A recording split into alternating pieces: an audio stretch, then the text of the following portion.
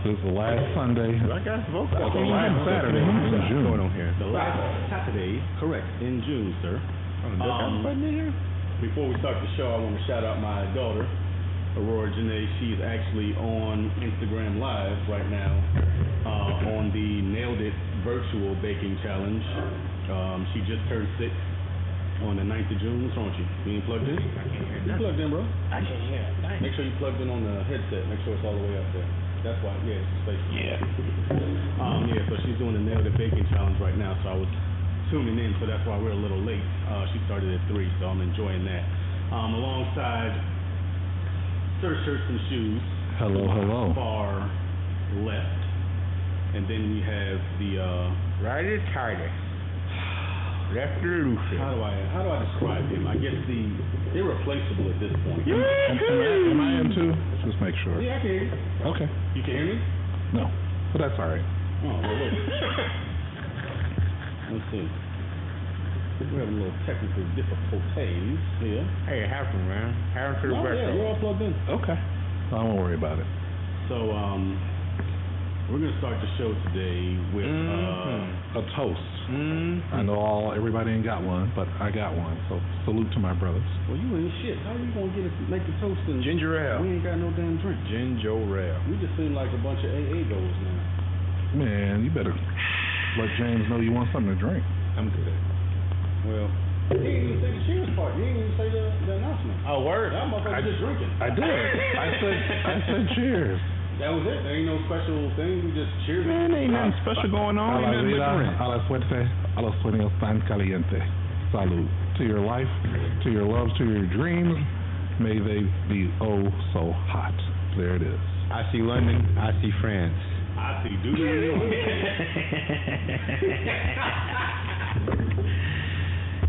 All right, so we have a very interesting show today because I wanted to focus on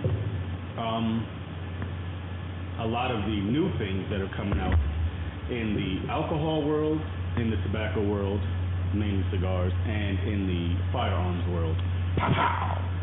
So, Shoot that motherfucker. Shoot it. Somebody shoot that baby's dick. Somebody shoot that baby's dick. So, Shout out to Stephen Cuba. and I have been deployed and been to Germany and other locations, and something that has come along in the past year, I want to say, maybe in the middle of last year, that is making a huge mark on alcoholic drinking, especially at the beach and at cookouts and barbecues, is the surgence of mixed drinks in cans. And I remember being 19 and moving to Germany, stationed at the Wiesbaden Army Airfield, and I remember going into a gas station to get some gas, and in their cooler was literally Jack and Coke. And I mean, it was a tall boy, a 22 ounce of Jack and Coke, and it was actually real Jack Daniels with Coke in it, and the same thing with Crown Royal and a couple of others. I thought this was one of the most amazing things. I was like, I could walk around with a mixed drink in a can, just like that. You know, because usually you have to get your well, now we use turbot tumblers, but before, you know, I usually used to drive around with a coffee cup. Or you could walk around with a McDonald's cup. True. Yeah, but see, the alcohol eats through that glue too quick. You You gotta drink faster. Or 7-Eleven, one of those plastic big gulp cups. Yeah. Those were the ones. big gulps. Don't judge us. If you do, fuck you, I don't care. Well, we are professionals. We know what we're doing. My mama ain't raised no quitter. Never. Spitting is quitting. Jesus. That's what I told her. We're on a whole nother level here. But yeah, so I noticed that, and then I saw one of your favorite drinks, Steven, the Bombay Sapphire gin and tonic. That came in like a little 4-pack, and it was cheap. It was like, I think it was $12 or $13 for a 4-pack, and I'm like, man. So I got some of that. What did I get? I got the Crown. I got the Jack. They even had a Moscow Mule, and I got that too. And What'd you think? They were all good. And the best part is because they're very well carbonated, it's a refreshing drink, even though it's still a hard and it's drink. still straight. It's still liquor. It's just. And we were on Merritt Island on the beach in 90-degree weather, and I was drinking this, and I'm like, man, this is like, it was actually cooling me down and refreshing me versus, you know, how usually it's just like you're drinking a hard liquor drink and then you start sweating because it's so hot outside. Like, not that way. Yeah, because I know when I had it, I can't remember which one I had first, but I had one. I was like, wow, this actually. I think it was one of those off-brand companies. They don't make a particular liquor. They just, you know, just trying to make you a drink. You okay? Yeah. But I had it and it was pretty good. And I saw the Tanqueray one, and I'm actually not a big fan of Tanqueray, but I will drink it. And I had that one, and I was like, wow, this actually tastes like a gin and tonic, like if I were to make it. And then at Bombay, I was like, this is it. This is the one. And they got one that's called, I think it's called All-in-One. I wrote it down somewhere, but they have, the only downside with that one is you got to it's a variety pack. So you get like it's like a watermelon vodka something. There's a Moscow Mule. Usually that one is. I always find out that like I find one in the pack that I like and the other shit. Cause see, I could probably do the Moscow Mule, or the gin and tonic, but everything else, cause I don't do vodka. So, you know. It's very hard to look at you right now because with that mustache on, you look like the fucking state trooper about to give me a fucking ticket. I'm gonna give you a ticket, baby. You look like an extra from Super Troopers. Yeah, I am. And it's fucking weirding me out. My wife was like, yeah, you need to cut that. I said, never. Yeah, it's not even a porn stash, it's like a cop stash. It really does. It makes me look like a cop. You got a fucking high and tight, so I look like a wannabe operator right now. Yeah, and you got your Oakleys on with the fucking neckband on. I mean, bro. Yeah. It's comfortable, man. It's raining outside. That's it, so fuck it. Now it's like, I mean, you guys don't know, it's the views trash outside. Not necessarily the views of the ATF radio. Trash outside, bro. It looks like garbage. This is good killing weather. That's what it is. I was gonna say, there's two things that you do in this weather, or three things. You chill, you fuck, and you sleep. That's it. That's all you can do in this weather. You can do all three outside. The extracurricular activities. Yeah, you just gotta wear your jungle boots for traction. Lord Jesus, give us scrim. Oh, I'm sorry, I forgot your Air Force. You guys don't wear jungle boots. You just wear dress. I don't even know why we wear boots. I don't know why you wear boots either. I don't get it. And then you gotta wear those steel toes. So that's trash. You can't. First time I put on their boots, I was like, you can't fight in this. You can't even run. They don't fight. Like, these are trash, bro. We can't do nothing with this. They push buttons from afar. Beep boop. That's it. That's what it is. That's the life. Beep boop. So my nephew is going into the Navy. Congrats. Yeah, I was not happy at all at first, but then I went with him to the recruiter's office, and the Navy is actually doing some pretty interesting shit. They've got a program called PAC-C and PAC-S, where you actually go to basic, and then after that you go to kind of like a training school. Mm-hmm. So you do a couple of different jobs for a week to 2 weeks at a time, and then because all the slots for the school that he wanted to go to were filled, so while he's doing that, the schools are going on, and he gets to try out like 6 or 8 different jobs. And from there, by the time he's finished, the slot for his school will be opened up, but he can also choose to do something else. So shout out to the Navy because they are making. You know why they do that, right? Because everybody knows turnaround rate in the military is the highest in the. For the Navy. That's probably why. Killing it. Because in the military, most people don't realize it. After your first 4 years in the Army and Marines, most people. Yeah, they don't want to do it. Here's the funniest thing about the military is that it has almost more requirements than most colleges. And if you want to be an officer, it's way more than almost all colleges. And you have this extremely high expectation, and you think, wow, all these people are able to do it. Well, it's kind of like a push situation. It's like you can't go back. You have to go forward. That's the only way. So, but when you get into it, a lot of people, most people don't pick their job.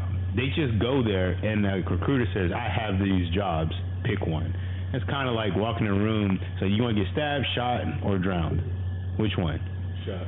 And so, I mean, like, so most people don't pick a job that they really like, and then they have no idea what the job is. And then once they get into it, they're like, this ain't what it is, and they actually make it hard to retrain. So, I mean, I don't blame them. Well, because they invest so much money on you in training in the first place, you know. So they don't want you to go backtracking. Because number one, they lose somebody in that specialty, and then they now have to spend more money to reclass you to do something else. So it's a lose-lose for them, because now they have to recruit an extra person, and they've lost all of that money that they've invested on training you in a specialty. It's staggering to think about how much the military invests in each person. Astronomical amount of money. Because I know you've shared with me, and I won't disclose it, what your training costs. That's just incredible. Too much fucking money. Incredible. But hey, I've made that money back. But you know what? But as someone who hasn't served, I do not mind my tax dollars going to the military. I do not mind at all. If you really want to know an idea of what communism is like, it's the military. Wow, sir. Bro, it's the truth. It is. Except we get more than potatoes. Yeah. You know, you're not really doing it for the pay. No. That's the point. You're not doing it for the pay, and you don't really have much choice over anything. Don't do it for the other pay. than rather you want to get in or get out. Do it for the leg. That's really it. That's pretty much it. That and a Camaro. Or do it for the vine. Do it for the vibe. Do it for the vine. But no, I mean, Bring vine back. I think we're in similar shoes with that. Like, I didn't do it for the money or for the glory. Like, You had a very specific purpose. I did it for 9/11 shits and giggles. changed you. no. Shits and not giggles, me. man. Like, I was I thought you said it was one of the things that prompted you to. already in. Oh, Yeah, he was I in by that misunderstood. time. Yeah, me. That was my generation. Oh, my bad. But I was like, even then, I was way late after 9/11. I was in high school when 9/11 happened, but he would have been right I was before. in. Yeah. Like, so for me, it was like, and people would laugh at me and they're like, no fucking way. But for me, it was as like a 5 or 6 year old watching G.I. Joe cartoons. Oh, that's And hold that thought. Mhm. So I got my ass roasted because I'm the only one here with a beverage. So I'm offering my colleagues over here a drink on me. So I'm good. I appreciate it, though. snob. dealer's choice. Because I know he's gonna do something crazy. So dealer's choice. Uh-oh. He already had it ready. But yeah, for me it was like at Say 5 or less. 6, watching G.I. Joe, the cartoon, and I was like, that is the coolest shit in the world.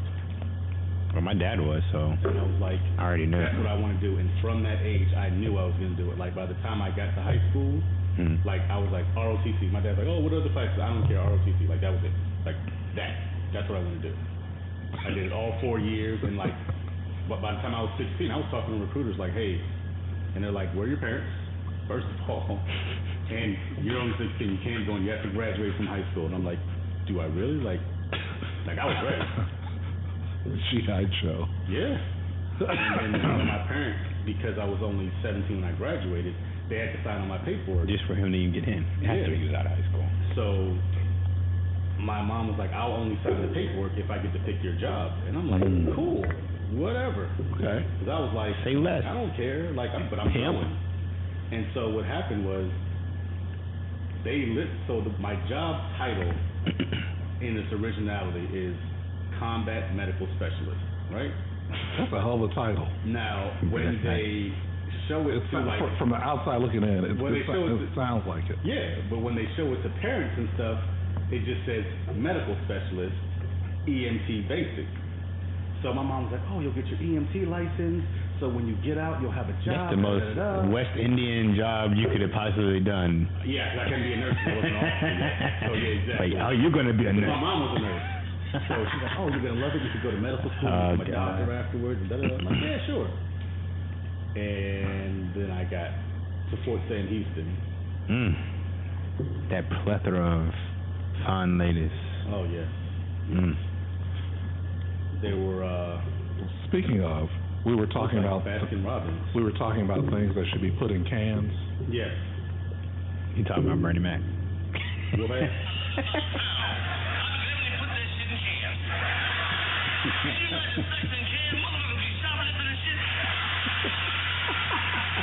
Man, you going out, man?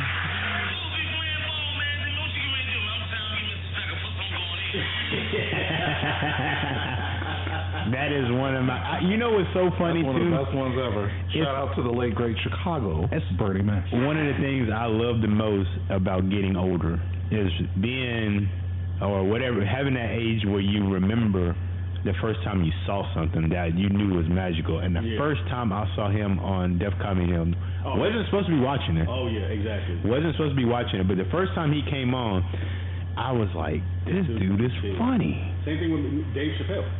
Yeah, I love him. Same thing with Dave Chappelle on Def Comedy Jam. I was like, wow, like this dude, he's talented.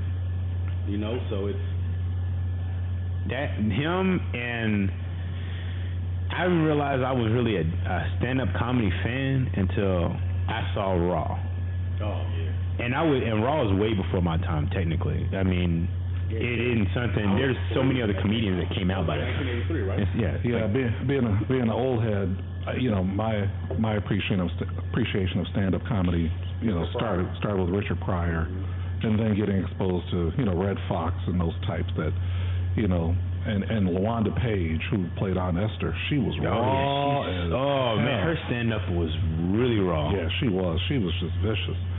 So, but yeah, everybody's got their era where stand-up is, you know, is something for them. But I do appreciate the fact that before he passed away, Richard Pryor basically told Dave Chappelle, I'm passing the torch to you. So, and to me that would have to mean a lot.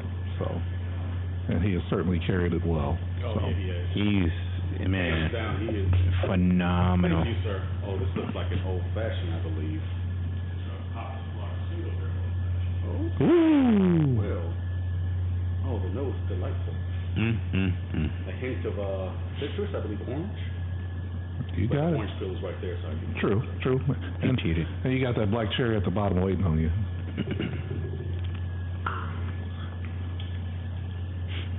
Motherfucker.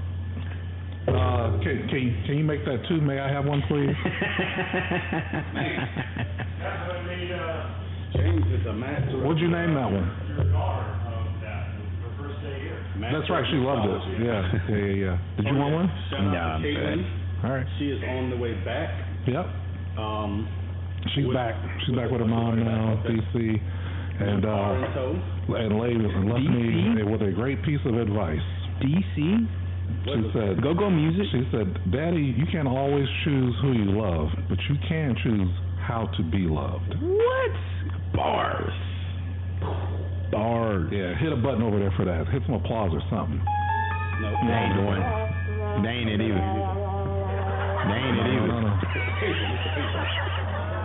They ain't it either. They ain't either. Where's the I'll give you that one. There we go. That's it. That's the one Daniel song. I gotta look at these shit. Bars. How does that feel to know that, in the words of Dave Chappelle, you know, you was in my balls. Now you making me a macaroni necklace. Like, how does that feel knowing that, like, you created this thing that is now giving you knowledge that's like, wow. Man, we had some deep conversations to the point where it wasn't even like father-daughter anymore. It was man to woman shit. So it's great when they get to that stage and that age, because there's still a level of innocence, because she just doesn't have the experience that I have.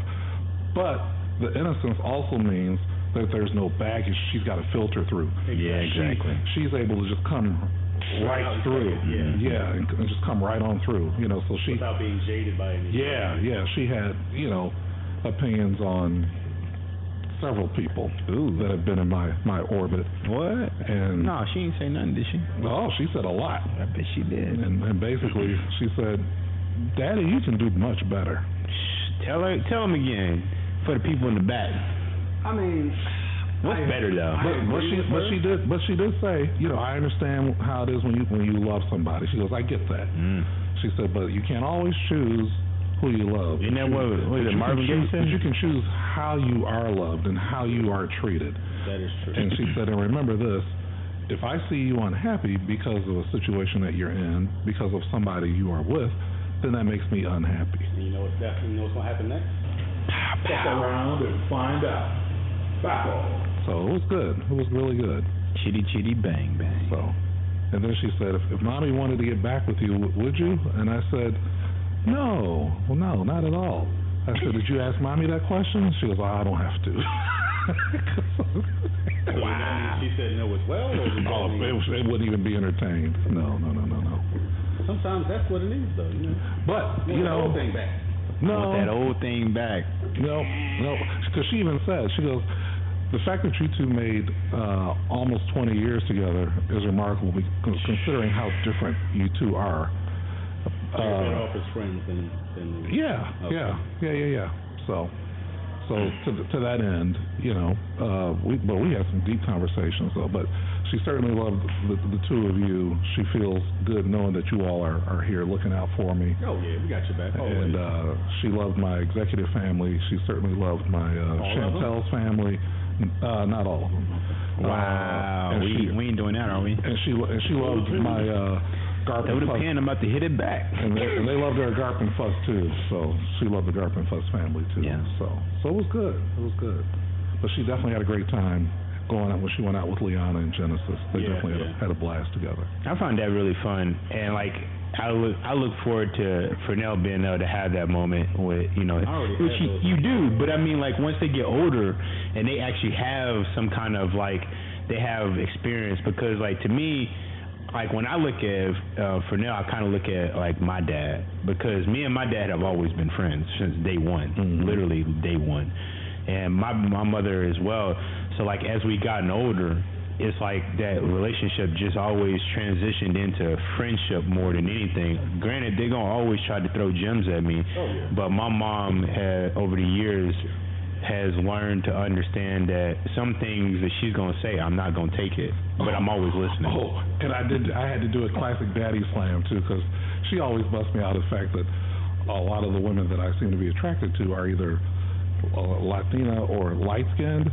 And she goes, Dad, colorism? Yes, brother. She goes, why don't you just go ahead and date a white woman since she's living that way anyway? My brother? And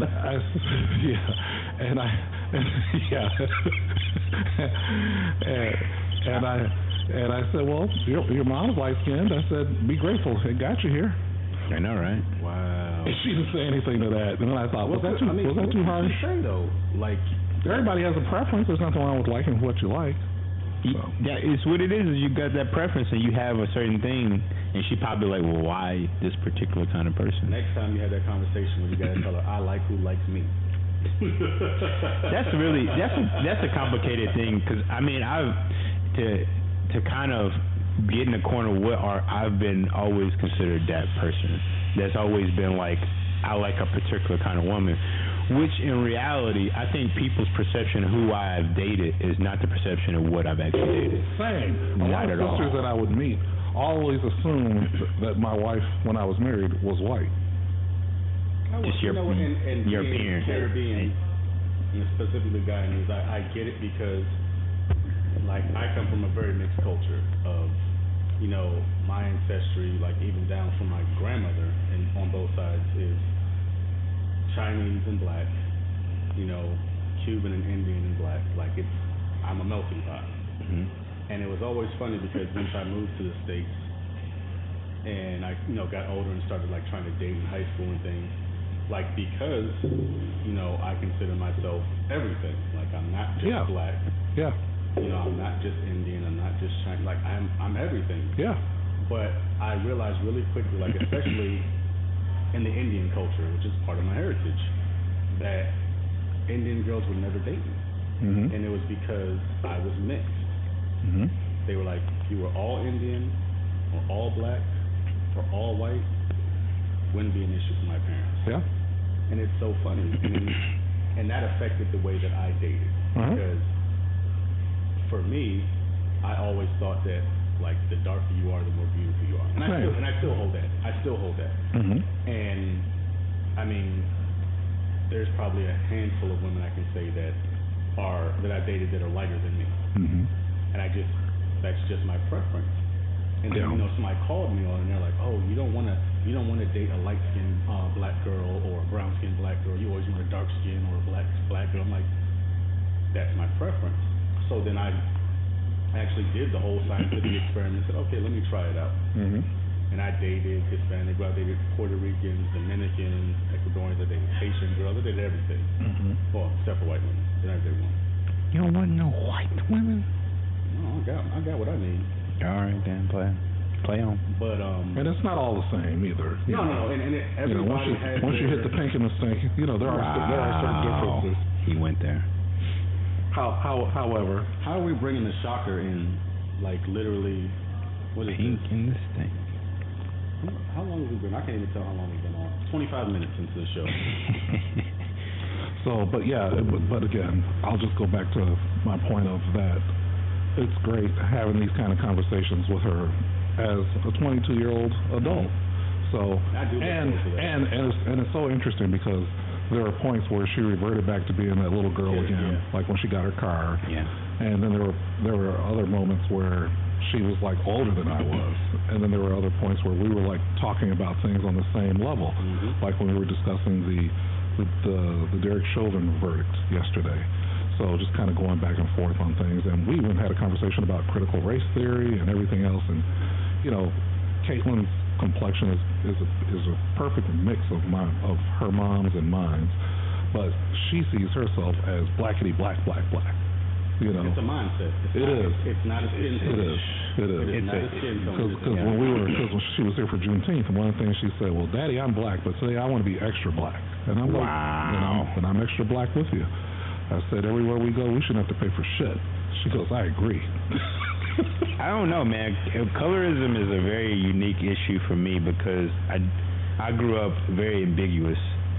It's obvious that I am black, but my parents would give you that of a Spanish person, which for a long time was a belief. But to me, when I think about colorism and what you were saying before, is that the whole aspect.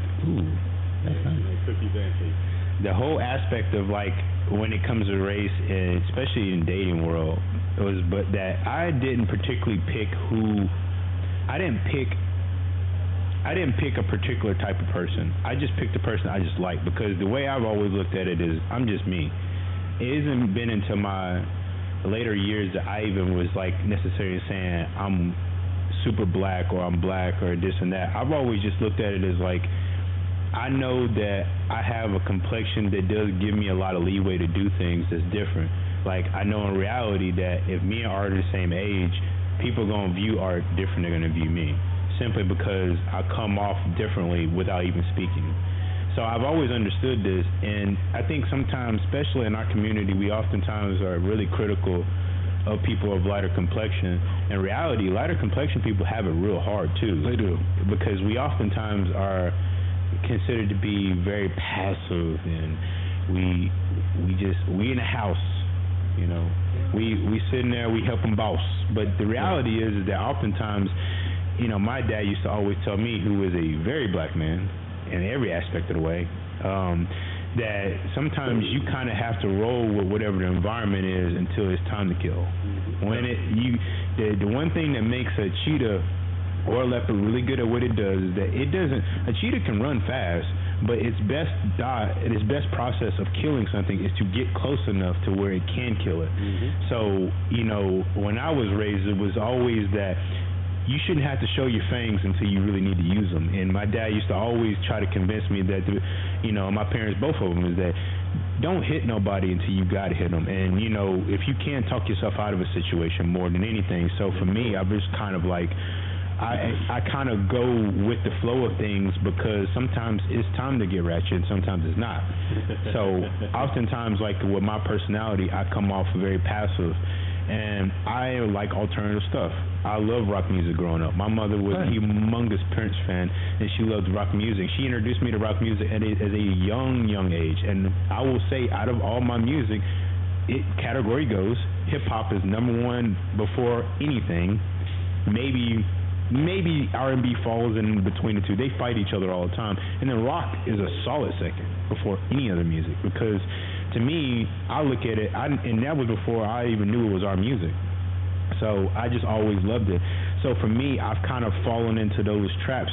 So given the things that I like to do, I am a nerd, and I did have a very simping personality when I was a young man. So you're a blurred. That's the actual correct term. Hey man, whatever you want to call it. I like science. I like technology, and I've always liked it ever since I was a kid.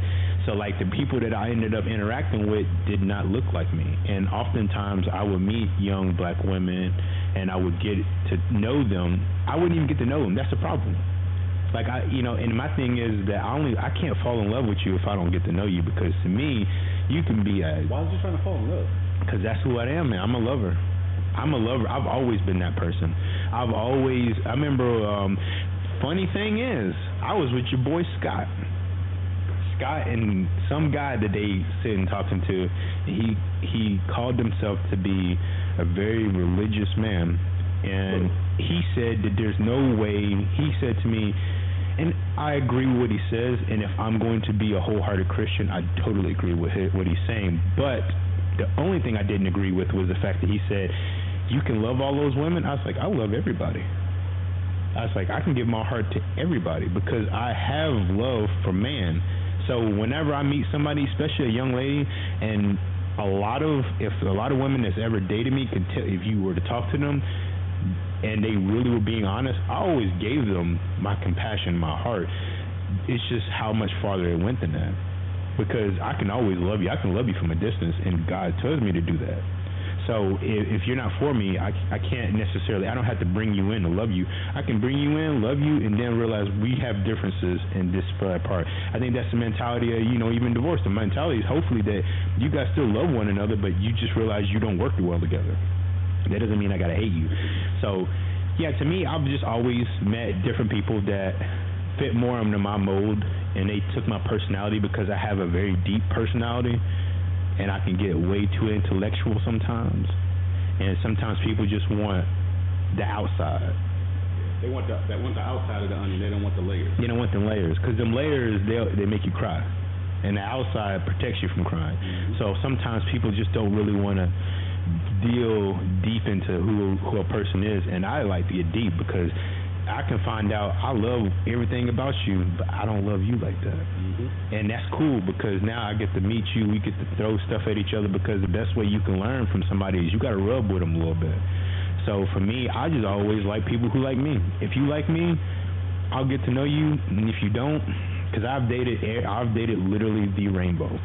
I remember when I was young, my mom was like, you're probably not gonna marry a black woman. It's probably not gonna happen. And I mean, I nothing against it because I grew up with nothing but strong black women. And that's the thing, I have a very, very positive viewpoint of black women. To me, black women are the matriarchy. That's the word? Yep.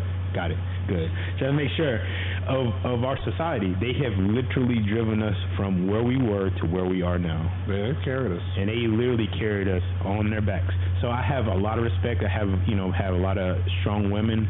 I've seen women that were in very good positions education-wise go and be great mothers because they knew that was what was needed. So I can say I love them all, and I love all women. I think, and I do totally agree, not to be a simp, but I think all women are beautiful.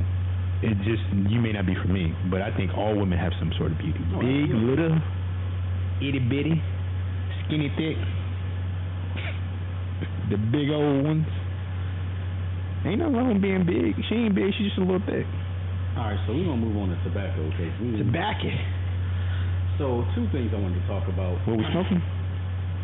Well, three things. There you go. But, the first thing is the FDA is actually reopening the ruling about premium cigars and lumping them in with vape and everything else. So, we may have some light at the end of the tunnel here pretty soon. Yes. Which is very helpful because I would like to relaunch HHH. I'm running on fumes here as far as cigars are concerned. So I would like to relaunch and revamp and bring a lot of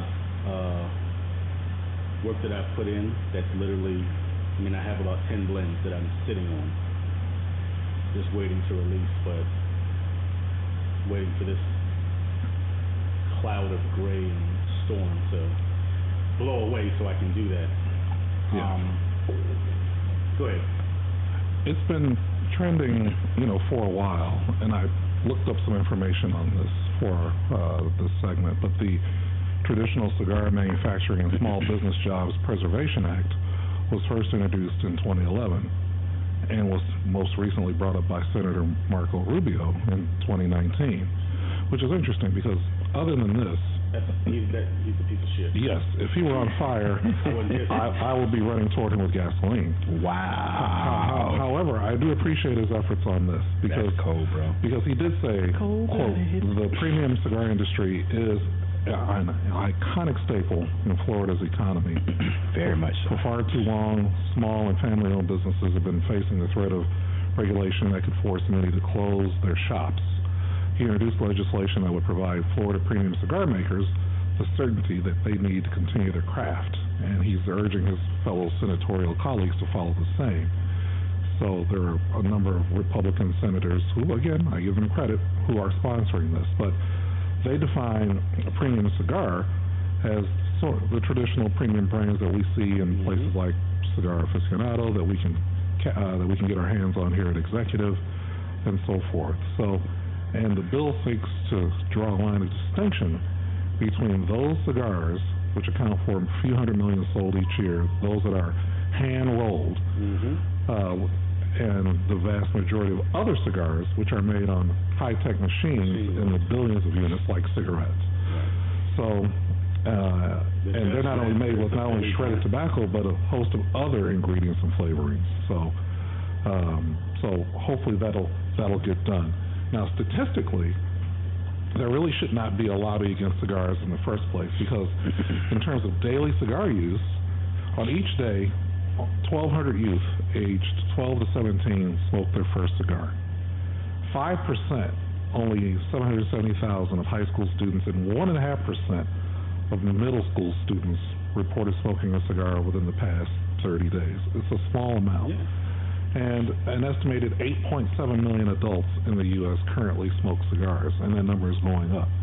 So when you got a market that small amongst young people smoking cigars, adults, but a market that large of adults, it's designed for adults, that it's growing, it should be protected. Of all the other things that lobbyists get their hands in and are trying to prevent, premium cigars should not be one of them. If anything, the law should be relaxed. So just like you can enjoy premium, the world's oldest man, premium spirits, premium alcohol, you should be able to support premium cigars as well, because it's a whole different ball game. And frankly, I would rather smoke premium cigars and think premium cigars are actually more enjoyable than smoking cigarettes. And I'm not judging cigarettes or people who smoke cigarettes, but to me, premium cigars should be held in a different category, different classification. So it's a totally different product. That age of 12 to 17 and the ones that have smoked, and let's be clear and let's be honest here. If they have smoked a cigar, it's because it was available to them. It was just sitting there. Correct. I mean, let's be clear. It's not like they had to crack open Dad's locked, personal room to get in there to get it. Like, Dad left it out, left the door open to his study. There's a box of cigars there. He or she sees Dad smoking every day or smoking once a week or whatever. Sees that they get relaxed, and so they're emulating. I think it's more of an emulation point than it is, I just want to do it to do it. Like cigarettes, you do because you want to look cool. You see it lit, you just like it, or it might be lit, and the kid's like, take a puff. Yeah. And then they usually gag up their lung, and they almost die. And they probably like, not doing this again. So I that is the one thing I would say. I want to thank he who shall not be named for lining the pockets of Mark Rubio for that one. Yeah, have a seat. You know what I'm talking about. Yep. Oh my goodness. I don't. You know what I'm talking about. Who lit his pockets? Man. Text me. So, well, welcome. Oh yeah, he did. And matter of fact, that is the main reason why this fine establishment supports them so much, because he is definitely he's made if there's one thing I will say, whether you like the product or not, His main push is to try to make sure it stays. I didn't realize that. Yeah, okay. he's been lying. Well, Yeah. despite his alcoholic nature, I will give him that. Yeah, he's very. That's his thing. That's his A main. broken clock is right twice a day. His main claim to fame is trying to keep that alive and running because. Keep smoke alive. Yeah. Fucking tax break. Keep smoke alive. Yeah, too. They'll leave him alone, especially the kind of product he's trying to push out. He need that. He need them bricks. Now, what I also wanted to talk about today was a lot of the cigars that have been released this year and are still going to be released in July, August, September. Like, we have literally a plethora of cigars that have been released since January, and the list is just growing. I mean, the one I'm looking forward to again is one that Art gave me, and it's actually a line extension. It is the Fuente Rare Pink. I still haven't smoked mine. I haven't smoked mine either. I've been holding on to it. I might smoke it next week. They're putting out 2 new Vitolas of the Rare Pink, so that is something that I'm definitely looking forward to. And one of my good friends, Matt and Vanessa, they're actually having a baby. And the baby's due date is August 23rd, which is the day before my birthday. So I'm hoping she holds off until the 24th and she's born on my birthday. Yeah. But Come on now. Black Label Trading, they just put out another brand, another limited series, the Bishop Blend 2021. And it's a lot of, I mean, you have the big names in there too, but Tabacalera William Ventura, Blind Man's Bluff. I mean, everybody is just putting out stuff. Everybody. You know who else is? I understand is. Are you from? Do you know Karen Berger? Yeah. Well, Hi. Huh? Her mini-me. His mini-me is calling. I just was I get watching that. while I get I'm that. actually live right now on Facebook. I'm telling you, you guys better watch out for her when she gets older. She's gonna rule the world somehow, Huh? one way or the other. I don't know what she's doing right now. I think she's trying to show me something. What are you showing me? I can't see anything. Oh, okay. Yeah, I was watching you live. Me and Art and Steven are here. Hi, AJ. Good. That's a good looking cake, girl. What? That is. That Look at is that. nice. Wow. Yeah, That's impressive. Show that to the people.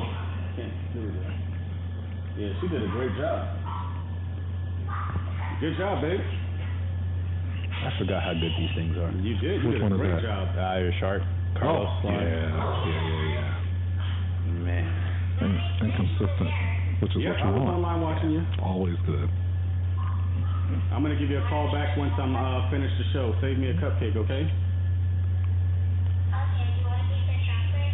Sure. Why don't they make more pyramids? These are so good. Like the design is. I know it's That's good chocolate. I would imagine. My only thought is that they're difficult to maintain. All right, love you, baby. I'm gonna call Just you like back later. Difficult to make Lanceros in good Yeah. quality. So people just I'll give you a call when I finish the show. Coronas and other Vitolas that are easier to Love produce. ya. So, but you would think, the technology around pressing at some point will make that more common. You hope. So. I'm I just smoking love this. Fuentes Partagas. And Yeah, buddy.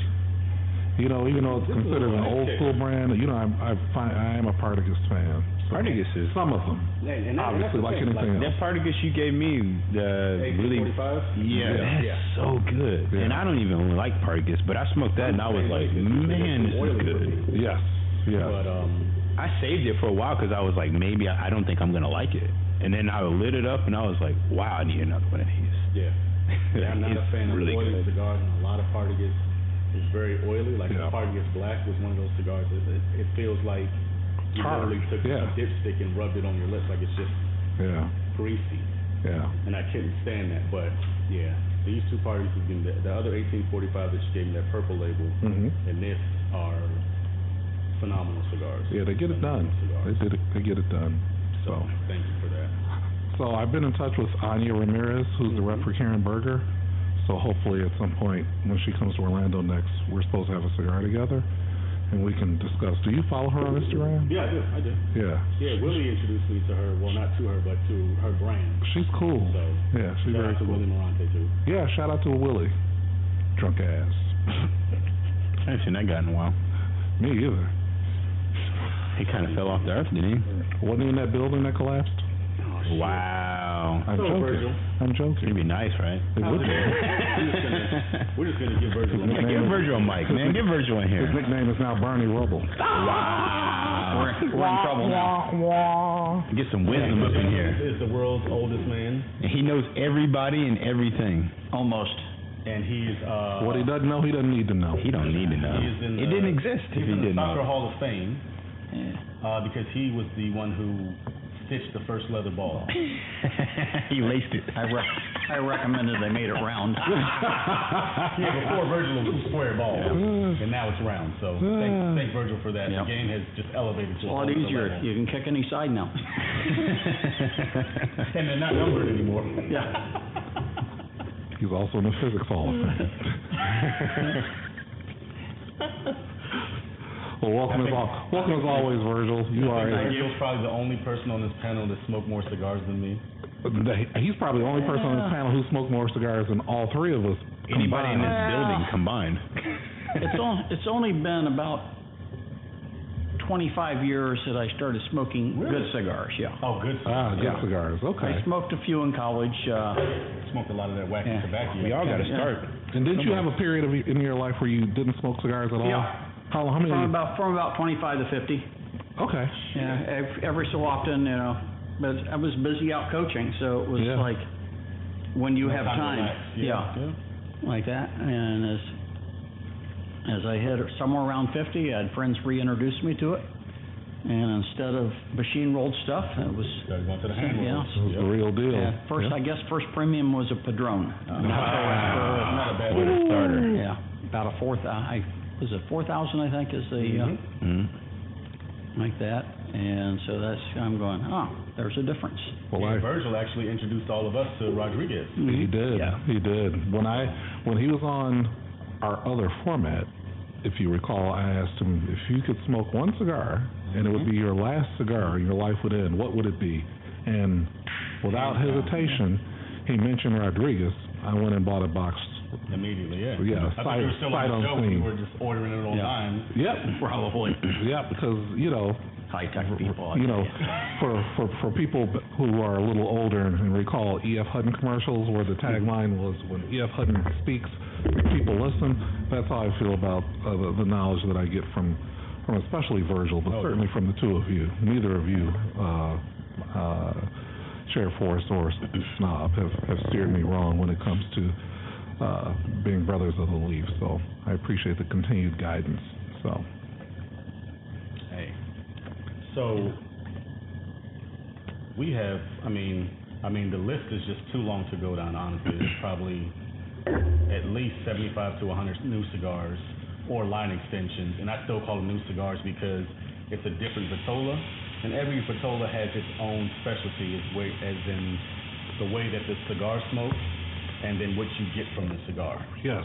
Lately, I've been enjoying the octagon shape of the Placencia. Man, that's a good cigar. Those are good cigars. It's worth the price. And- Matter of fact, I think it should be more. And the shape Shut of what your mouth. and you're smoking a Just pyramid. saying. You're smoking a pyramid shape now, which you are enjoying. Jeff The Forrest. shark. Yep. Carlos, this is really the only Arturo Fuentes that I really smoke. I mean, nothing against Arturo Fuente, but I'm more this and Extra Envejo.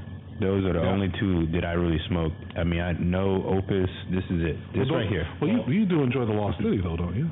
Nah, No? not really. Oh, okay. You ever tried the Lancero? I haven't. It's so That's the hard only to- one I'm waiting so for. hard to Honestly, find. It's- if I do get a chance to smoke it, I will smoke that. But The Lost City Lancero is my favorite Yeah. and only opus that I'll smoke. That's like finding a virgin in a whorehouse. It's just not going to It happen. just depends on what hole. That's Hey, true, man. That's true. they gotta start somewhere. But I will say regular production Fuente, the short story, and the Hemingway Classic. I'll smoke a Those short are- story those too. are two of my Yeah. favorite cigars, and those cigars give off some of the most, I'll say, nutty flavors. You get that kind of pistachio and almond mix. And that's what I like about this. Because I see your face. You're forming your lips to say something ridiculous, and thank you for holding it back because a lot, right? It hurt just a little bit. Yeah. I'm not a big fan of Hemingway though. I mean, I'll smoke it, but I forgot about the short story. Short story's a Hemingway. That's the Hemingway? Yes, the Hemingway. Tastes different. And that goes back to what I'm saying. Yeah, size is different Vitola gives you a completely different take on a cigar. That's why I always tell everybody, they say, "Oh, how should I start smoking?" Start off with a Robusto. Yeah. A Robusto is what we use as a litmus to see what the cigar is going to be. If you want a milder cigar, if you like the taste of the cigar, but it's I'd say even a short Robusto. Then you go into a bigger ring gauge. Correct. Yeah. Correct. But you want that concentrated for you. Flavor. Yeah. Then you go into that Panatella, that Lonsdale. Yeah. But you want that concentrated flavor. Mm-hmm. Yeah.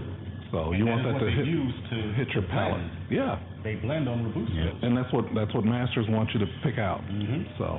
Yeah, the other sizes are great for business and all of that, but the Robusto is really where the cigar is made. That is the correct. Like I said, that's the litmus correct. for what that cigar is going to be. Yeah, I'd say Robusto first and then Lancero. Yeah. Yeah. That's actually probably my preferred. And a Lancero, I don't tell people who first start smoking to smoke Lancero. Yeah, I would never recommend Number a Lancero. one, because it might be too much for them. Yeah, it might more likely be too much. It's a more intense flavor and strength, but also because that cigar burns a lot faster when you're smoking it. So you really need to be an experienced smoker to understand that you've got to take a couple puffs and then let that cigar rest. Yeah, it gets too hot too fast. Puffing on it because all that heat, because people don't understand, they think the leaves are burning. The leaves aren't burning, they're being roasted.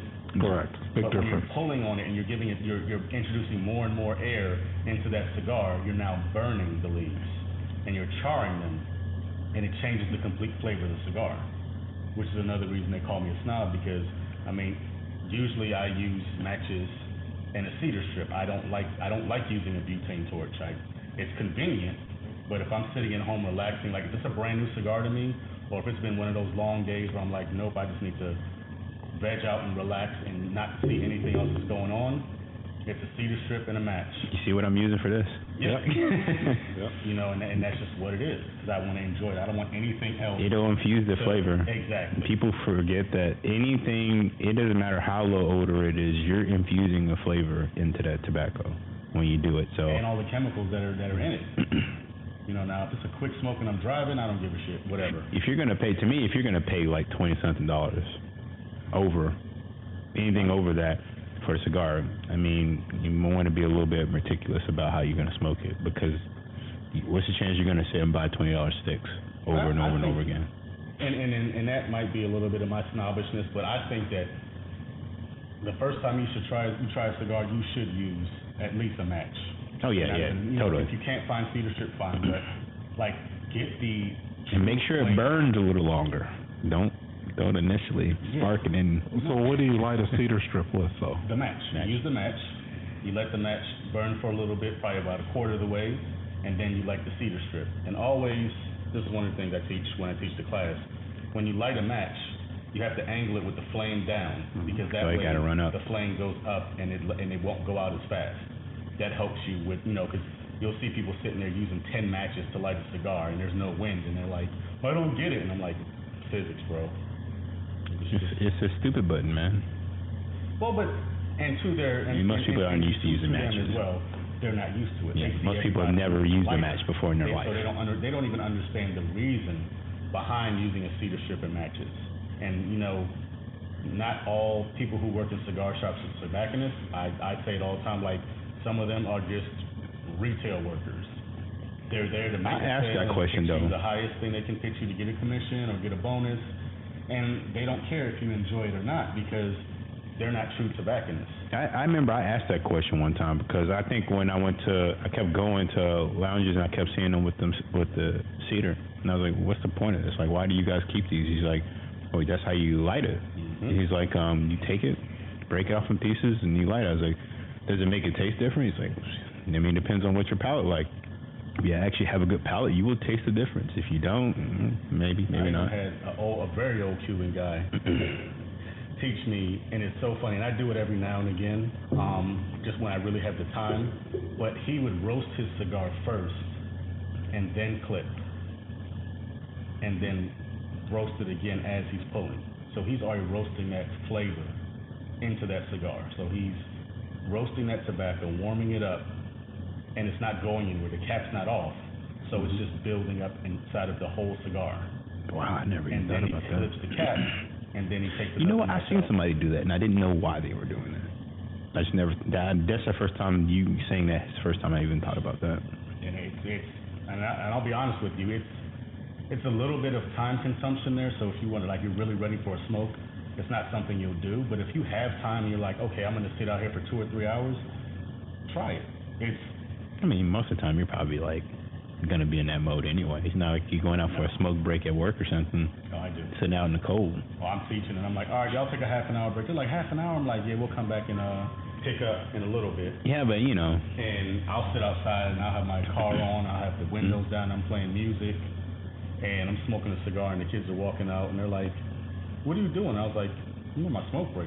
They're like, but they're only 10 minutes. I'm like, then I'm saying to come back in 30? It's like, you guys smoke cigarettes, I smoke cigars.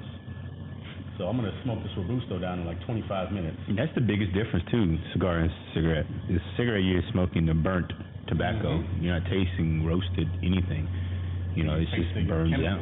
It's just all chemical, so it's totally different. Anytime people ask me that, like, what's the difference? Night and day difference. My answer is always cigars are organic. Yeah. Yeah. That's it. I was like, the only thing you have is sun, dirt, water, and a tobacco. Earth, Natural. wind, Yeah. and fire. What's one of the purposes for fermenting the tobacco? Correct. Yeah.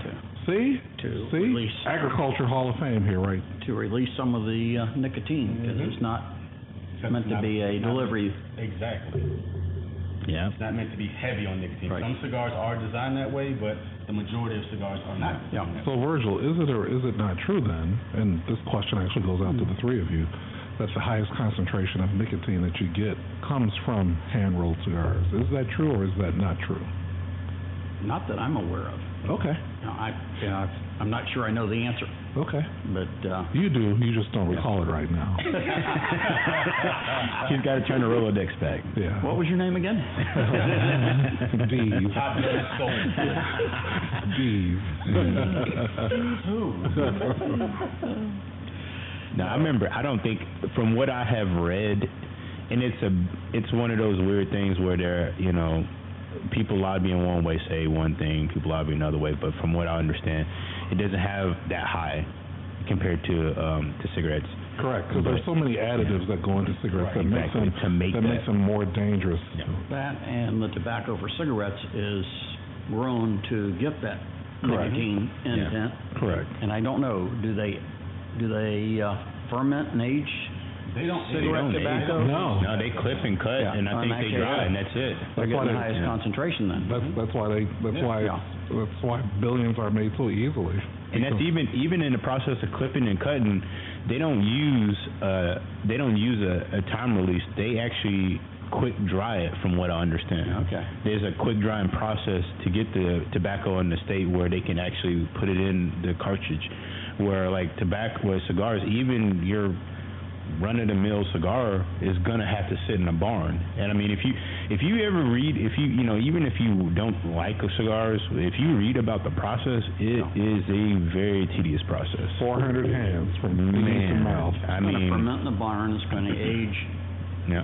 in the factory, And it's going to and be rolled. it's going to be rolled, and it's going to age again before in they the box. sell it. Yeah, before they even sell it. It's got So continue Stephen, off-gassing. for you, there are 3 new bolivars out of Cuba coming out. They still haven't. Guess what I'm about to announced the get release pretty date. soon. So the 3 of them You got 6 weeks to have- 6 weeks to shop I all got you connects. want. I got I got connects, homie. Bolivar Belicoso Fino Reserva Coseca 2016. They have the Bolivar Mundial, and they also have the Bolivar Regentes, which the first 2, the Belicoso Fino and the Regentes, are both limited editions that they're coming out with. So Just in case you didn't know about those, I'm going to let you Well, know. So that, you know, I have a special person in Italy, so let's just say we about to push it to the limit. So Now, one of my favorite Got the cigars that boxes. I love, this I'll limited hopefully edition come. comes out every year, is the Camacho Liberty series. It actually got released in February. The Liberty series has always been one of those cigars that, number one, it's just amazingly blended cigar. This one this year is actually out of Honduras, but the Liberty cigar is not only like just a well-tasting cigar, but it's beautifully designed. They're usually like barber pole with a dark and a lighter leaf.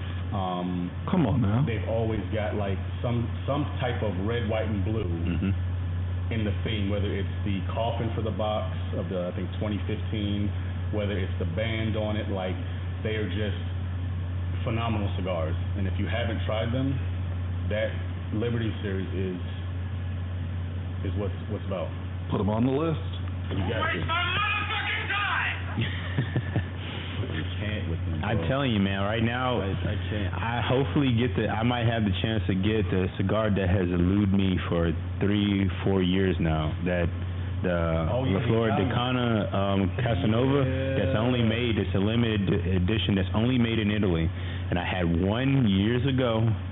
I smoked it, and I've been trying to get that cigar ever since. So now, hopefully, I can get a whole box. And it only comes in a 10 box. It's like 200 and something. And it's only a 10 box. Cordova Morales. $332 a box.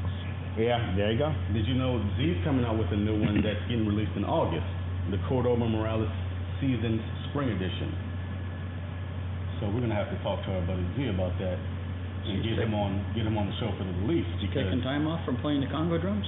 He's doing something. Yeah. And Cohiba, other than the Series M that they just released in April, they also have another 4 cigars. I gotta give me a releasing, to be announced, obviously. We've got the Cohiba 55 Anniversario 2021. We've got the Cohiba Amber, which is a line extension. You have the Cohiba Ideals, which is another limited edition, and then their whole new line of Cohiba Novendosos, which is going to be a brand new line. It's a straight Cuban. What's it called? The Novendosos. Novendosos Cohiba? Yep.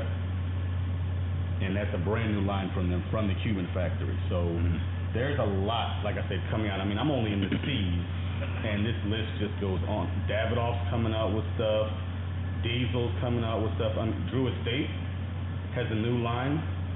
The Freestyle Live, EP Carrillo. I mean, everybody. Espinoza. I mean, Davidoff has been really busy. They have. did that. I still haven't tried that new. I still haven't had it. I still haven't tried the new blend that just came out. I need to try it. You guys always have to get every year. The Old Man in the Sea. From this is from Fausto, but it's a My Father product. I just looked up that Novendosos. Box of 25 is $1,000. I ain't got it. And here's the crazy part. Can I get a smoke for like $2? How about you cut it in half? Let me get it. How much for 2 hits? And it's sold out. All right, yeah. That's how it be, man. Man. How it be. Old Man in the Your Sea. bid for 1,000 for a dozen boxes didn't get through? No. Yeah. That's That Old Man in the Sea is one of those cigars that actually it comes with one Lancero of that blend, and then it comes in the box with it is a Culebra, which is the twisted 3 cigars that are tied together. Oh yeah, I've always wanted one of The those. history of those is that That's Tatuaje. right, but My Father, under My Father. But the history with those is that the cigar rollers were only allowed to take 1 cigar out a day from what they made for the day. So what they would do is they would roll 3 of them, twist them up, and then put them in the drying bin, and they would tie them with white string. And so when they went out, they would just hold the cigar up, and the security would look at it and think that it was just a like 60 gauge cigar. But in reality, it was 3 cigars twisted. So they would take off the string afterwards, which gives it that crooked shape. Right. It almost looks like a stretched out letter Corkscrew. S or a corkscrew. Yeah. Yeah. And then that's what they would do. They would smoke one and they would give one to each of their friends.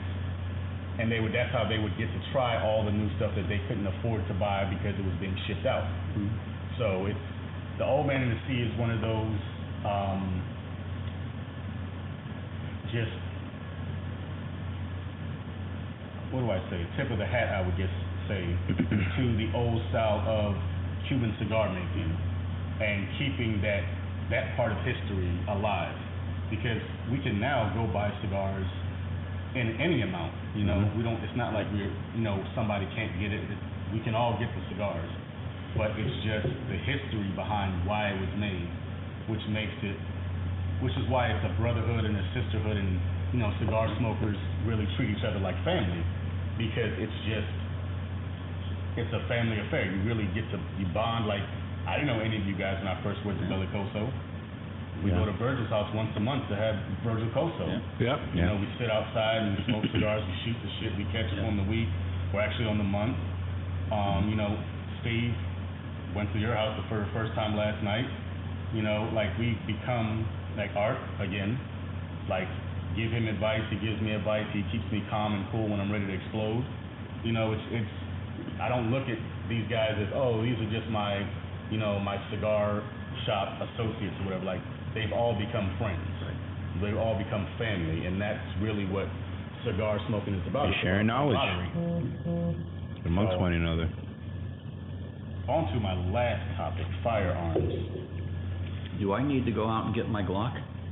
Steve's right here.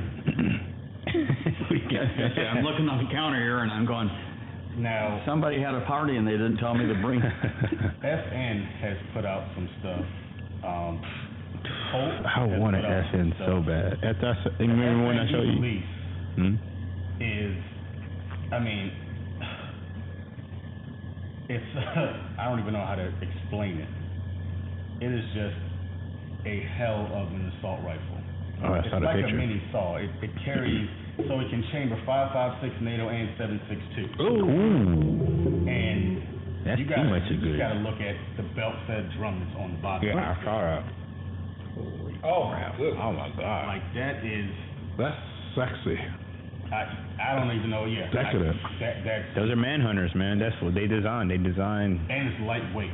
They design very good guns. It actually has a suppressor on it already. Man, that's the kind of weaponry that would put Wendell back in wet dream phase. He go nap. They offer one of these when you sign a contract. I'd be gone yesterday. That's a good gun. What's the price point on that? Didn't even look it up because I don't want to know. One child and a left arm. Because it wouldn't matter what the price is. One child and your left arm. That's what you got to give. No, I got to be right because I'm left-handed. Yeah, there you go. That's my trigger finger. The Springfield Hellcats. What do you think about that gun? Because that gun is super popular. I see them everywhere. I'm not a fan of the way it looks, but yeah, I'm not a shot fan it, of the way it looks, but I'm a fan of the reason for it. It's perfect design. It's a carry and conceal weapon. That's just basically what it is. And it's you can't beat it. It's a little pricey, but if you want a true carry and conceal that nobody knows that you're carrying, that is the pistol to have. It really is. Other than obviously, the SIGs, P365 and such, but I think that, and I love Springfield. I have one. I have an XP45, but for smaller frame people, for women who don't want something bulky sticking out, this is probably one of the best handguns you could invest in because of that. So, and you can put a reticle on it. Yes. That's what makes it really awesome. The only person I can think of that makes a gun that small that's pretty dope is Glock's new lines, where they're pre-fab for reticles and everything. Yeah, I did see that too. Those are really good guns. I almost bought one. I had a little thing with the guy. There were some guys in my shop. As you guys know, I have one of the Chris Vectors that is interchangeable. But FN also put out the 509 LS Edge. So this LS Edge is one of those things that I'm gonna pull up the picture of it. When you see it, you don't really have any words for it. Because you can't believe, it comes, and the best thing about it is, here it is.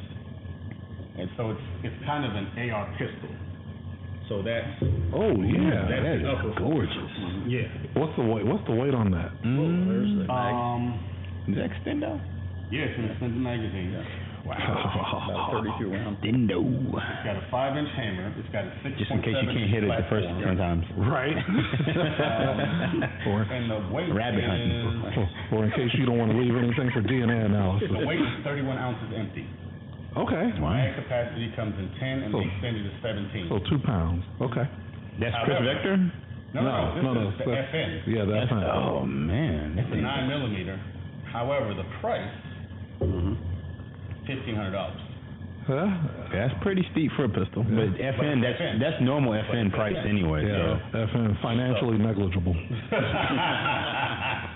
I like that one. That is FN's thing. Their thing is price, but they make a good firearm. I cannot argue. That's like I don't know if I showed you this, Virgil. That's my buddy's FN. Oh, very nice. Guess how much he got that gun for? How much? $600. How? Somebody was desperate for cash. Threaded barrel. Oh, look at that. Now, here's the kicker warm when he got on it? the Was it a little warm when he got it? I may have been. E-Belief It's got a body or that we two. were talking about. Maximum effective range of the 5.56, 800 meters. Damn. But wait, That's there's more. believable. Maximum effective range of the 7.62, 1,000 meters. Come on now. That's believable. And that's factory. So that's not you changing up the barrel. That's not you lightening up the gun. That's not you using modified long distance rounds. That's just out of the box. Just any round. You're shooting at it. You're hitting 1,000 yards away. That's a long way to hit 1,000 something. meters away. Come on. And here's the kicker. They don't have a price on it. So you already know what that means. Like they've got all the specs. Give me your firstborn. Because the 509 alone is $679. Give me your The firstborn. 509 that I'm talking about is $1,500. You better start making some 509 kids. LS. Oh, okay. Because there's a 509 tactical You know, FDE too. No, the tactical, no. The That's 509 $1,000. LS? It's $1,499. 509 LS? Yeah. But this one they don't even show the price on, so I'm gonna take a guess and say that If you got to ask. Yeah, it's like Be ready. glamorous life. that's at least. If you have to ask, you $5 can't grand. afford it. Mm-hmm. And then it's a belt fed. The pouches come in 100 or 200 rounds for the 5.56, and the pouches come in a 50-round pouch for the 7.62. So you're talking about pouches now. So you can carry way more ammo with this. Oh yeah. I can see this is a special forces weapon. Yeah, Special operations. we've moved away from the drum This is a small concept. minigun. That's more of a Russia This thing is a now. Squad automatic weapon. Like this is, I could see literally everybody carrying these Yeah. instead of carrying M4s. Because even assault, they've done away with drums. We don't use drums for anything anymore. Now it's all pouches. It's all pouches. Because the pouch is easy to put in the bag. It conforms to whatever you need it to conform to, minus the round conforming. And But think about it. The 5.56 comes in 100-round pouches. That's the same thing you get with a drum, but you save more space. yeah, And I'm sure the material's lighter. It's beautiful. Oh yeah. you could probably make a And that pretty. one comes optics ready as well. You could probably make a pretty cool holster for that. Put drums in, or a catch pouch. Absolutely. Use a catch pouch. That'd be just as effective. What's the caliber on that Edge? It is 9mm. Okay. Boy, that's beautiful. Yeah. Which kind of sucks because 9mm ammo is still expensive as hell. It's It coming is. down, but it's still expensive. That's one of those pieces. You just got to get it and then wait on the ammo to come down, then load up. I don't want to. I've got too many guns that I haven't shot because I don't have the ammo for them. I got 40, Have you shot the 45. Chris Vector yet? No. I still have not found ammo for the Chris Vector. What ammo does that take? Special 22. 22 ammo. It's not regular 20. If it was regular 22, believe me, They won't shoot regular 22? No, they tell you not to put regular 22 in and have a specific type in there. That sure is a beautiful. Is it a different kind of cartridge that it holds? I don't know what it is, but and then everywhere I look, they're like, oh, you got a vector. Every time I call somebody, oh, you got a vector, huh? As soon as I ask for the ammo, they're like, I'm like, yeah. They're like, yeah, nope, don't have it. Can't do nothing for you, man. Nothing.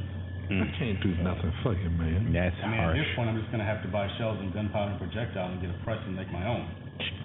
Working on the train.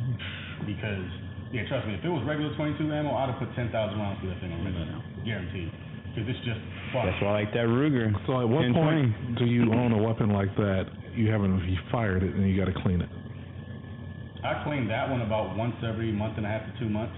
And it's not really cleaning, it's just a light oiling and making sure, and then, running the barrel, cleaning the barrel out just to make sure, and even though I have my guns, they're in a stock and then they're in a lock case, so there's no ambient air, no water getting in there, no humidity, but still, that's just the military in me. Even if I don't use it, I still got to maintain it. So literally, it takes me about 6 to 8 hours to clean everything down. Oh wow. Okay. So I take it Saturday, once I get back from the show, and I'm literally there from probably 6 o'clock. I'll have to get with one of you on how to do that with my 30S. No, we can do it on here. Okay. Yeah. I'll bring my gun mat in, we can take it all apart, break it down, wipe it down, clean it and everything. Okay. But yeah, so we got a lot of new cigars coming out. We've got a ton of great mixed alcoholic drinks that are new to the U.S., but not new to the market. I can't believe the U.S. is so late on this, man. That's what I'm saying. I was drinking those things 20 crazy. years ago. And we're working on better FDA regulation for premium cigars. That is another plus. Those days in Germany. And then we just got more guns. Yeah. Well, there's more guns in this country than people. So. Yeah, that makes sense. It makes sense. That makes sense. That sounds about right. Yeah. That's a cool idea. I mean, you got guys like some of you have more than one, so that explains it. What? More than one? I don't got. You came in here carrying two. That's not necessarily a true fact. No, more than one. But you know what is a true fact? There's a large percentage who have one gun, but then it jumps up. For those who have more than one gun, it's usually 10 or more. It's a lot more. It's a big. I mean, the freaking Rican's got 100. Yeah. 99. He got 99 guns, but a bitch ain't one. Once he sees that FN, I'm sure he's gonna get it. He's gonna get it. He probably already Some has people, it. I mean, for some people, you gotta understand, it's like a collecting thing. And he was, a sharpshooter. He was a professional sharpshooter. Oh, I didn't realize that. Oh yeah. That's why he's really into like it. a lot of his guns. Wendell? He never told me that. Yeah, a lot of the weapons that he has are actually like prizes. Yeah. Like his two 1911s. Yeah. Yeah, he won those. He won those from winning competitions. Oh, I didn't know he was that bad. That man's good with a gun. Thing 1 and thing 2. That's what he calls them. Yep. Oh wow. I That's didn't when he realize. talks about those two guns. Yeah. That's how he got those. Yeah. Oh shit. I didn't realize that. He ain't no joke. He ain't nothing to mess with. I'll tell you one thing, it gets dirty. I'm taking a guy like him with me. Who you telling? All day long. I'm taking him and the three of y'all. My battle buddy. Bring rations and ammo and show up at the door. I wanna be like that dude I in don't even need rations. I got enough ammo to make sure we can either trade or I can just take it from you. That too. You choose. Yep. Like I can leave you with nothing, or I can leave you with something to defend yourself to go find some more. It's up to you. Your choice. And I can hunt for whatever I want. And that's too. And then I'll go hunting. Yeah. I just need toilet paper and water from you. I want to be like old boy in Breaking Bad, that scene in the last season where he's talking to a boy at nighttime and his wife, and he just has the red dots just shine on him while he's talking to him just to let him know, oh, I got this covered. Like AT&T, reach out and touch somebody. Yeah. Sometimes I got to be done. You see, my red dots don't go out. Like I can put it on you, but you can't. I don't want see you it. to know. And that's what I like. That's scary. I favor concealment over cover. How can you do that and not be seen? So SIG makes, and a couple other guys make red dot and green dot and blue. Like my SIG AR, I have a red, blue, and green dot on it, but it has a refractive lens. So when I put it on the target, I can see the dot on the target, but the lens is concave, so it pushes the light back. Ah, so the target doesn't know it's on there. The target doesn't even know it's painted. I kind of like that. Yeah. I like Cool that. idea. Yeah. I like that. Or you just get you some binos, get you an infrared, and nobody knows. No, that's too much work. No, it's never too much work. See, here's the thing with that. When you involve vinyls, now you got to have a second person. Sometimes you got to go out there and just take care of that shit yourself. Turn the lights off and put some of the MVG on. That's like asking a woman where do you want it, and then before she can say something, it's already on her. Bam. Already in her. Bam. That just happened. Congratulations. Surprise, motherfuckers. Boy. Shout out to Dexter because they're coming out with a new season. I'm excited about. They are a limited series. That'll be good. I'm almost finished watching Manifest. I'm halfway through watching Lupin. The ending is so good. Season 2? I'm only on like episode 3. Me too. Love that show. He's so good. He's so good. The other one that he's like the number one actor in France now because of that show. They love his. The other one I've been watching. Well, I watched already with Sweet Tooth. I've never even heard of that. I've heard of it. I haven't seen it though. Sweet Tooth? It's good. Yeah. Okay. It's got a lot of action in it, but it's a deep storyline. Yeah, that French guy, he's bad, man. Yeah. He's such a good actor. Yeah, that's how I got into that's how I got into like German, well not German rap music, but that's how I got into like a lot of the German actors that are from the Middle East or from Africa. Mm-hmm. They're also like they started out as musicians and rappers and instrument players, but they're multifaceted. Yeah. And they've got a show called 4 Blocks. I've heard of that. On Amazon. Yeah, I've heard of that. That is a show, and I think they're Turkish. And they're a Turkish group that immigrated to Germany. And they they take care of their neighborhood, and to take care of the neighborhood, they sold drugs. And the boss is trying to go legit and become clean, and is trying to wash his money, he's trying to buy his citizenship to be a full-blooded German citizen, and literally get out of the game and just take care of his family and take care of the neighborhood. Like he ends up buying the whole project that they live in to revamp them, does it as an investment, obviously, but also to show that he's giving back to the community. I mean, these guys are fucking ruthless. You gotta watch if you do get a chance, and I don't really know how. You can probably find it on the interwebs, but Gangs of London. Oh, that's fucking phenomenal. Such a good show. Oh, it's so good. Top Boy. Top Boy is the best. What I like about like those shows is that from American perspective, you have no clue what the underworld is like there. Mm-hmm. So when you watch a show like that, it gives you a perspective of those countries as different, because from an American perspective, everything's all peachy and perfect and nothing bad ever happens in these places. And then, because I remember they had Storm Z, which is he's a rapper in England, and he was on Ebro in the Morning on Hot 97, and they were talking about how, well, yeah, this is like depiction of what life is like. He's like, just like, your shows like The Wire. He's like, well, most American shows are loosely based, very loosely. He's like, no, this is true. This is really what it's like in London. Like London, he's like, Top Boy, that is literally London. That's how everything happens there. And I think the part that makes it so gritty and so raw and so visceral is the fact that in these other countries, guns aren't an option. Mm-hmm. If you get a gun, you're hard pressed to get a gun. So you literally are either you gotta be a top boy to get a gun. You gotta have some serious hands. Like you gotta literally duke it out.